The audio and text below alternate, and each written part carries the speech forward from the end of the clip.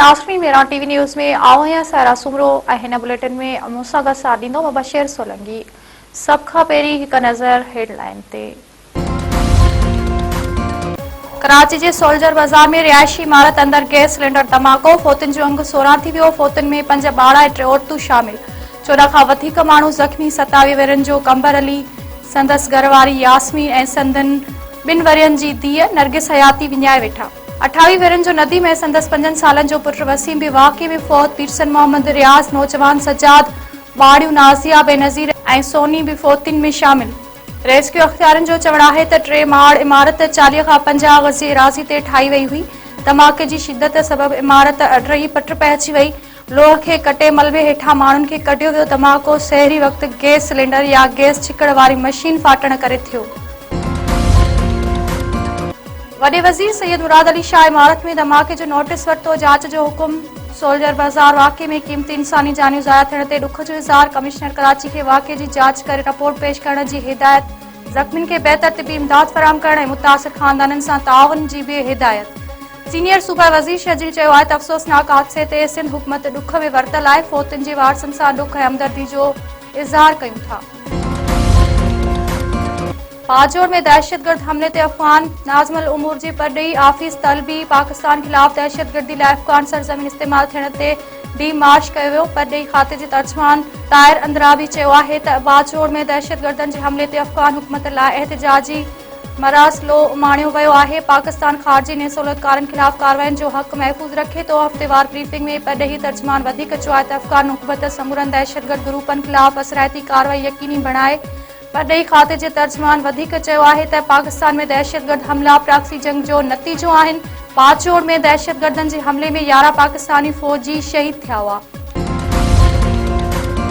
गुल प्लाज़ा साने जी अदालती कमीशन जी सरबराही जस्टिस आगाह फैसल चयो आहे त अॼु ॿीहर वाक़ियो पेश आयो आहे। 16 माण्हू फ़ौत थिया आहिनि। छा 40 खां 50 गज़ जे प्लाट ते ऊची इमारत ठाहिण जी इजाज़त ॾेई सघिजे थी?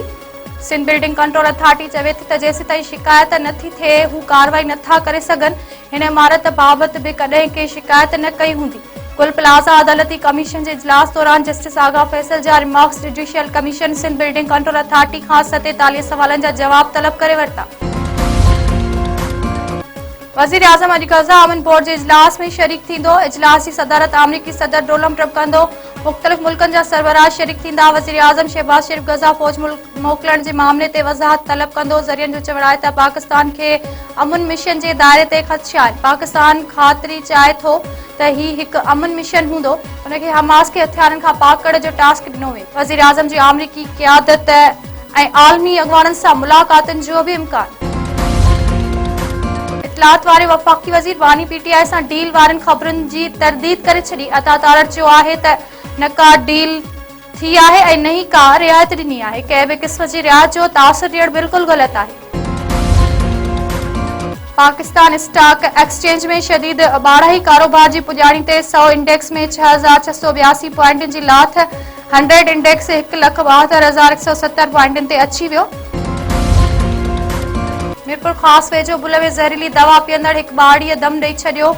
ॻोठ सूमार शहर में हफ़्तो अॻु 3 ॿारनि ज़हरीली दवा पाणी सम्झी पी छॾी। ॿारनि खे मीरपुर ख़ासि अस्पताल खां हैदराबाद रिफर कयो वियो हो। 4 वरियनि जी इकरा शहर फ़ौज ज़ुलेखा ऐं रुख़साना जी हालत में सुधारो।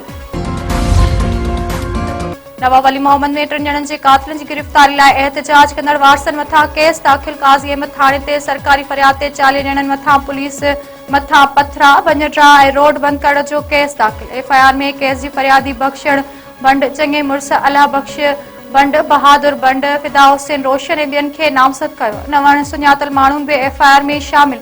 पुलिस एहतिजाज दौरान गिरफ़्तार कयलनि खे अदालत में पेश करे छॾियो। जेल हवाले।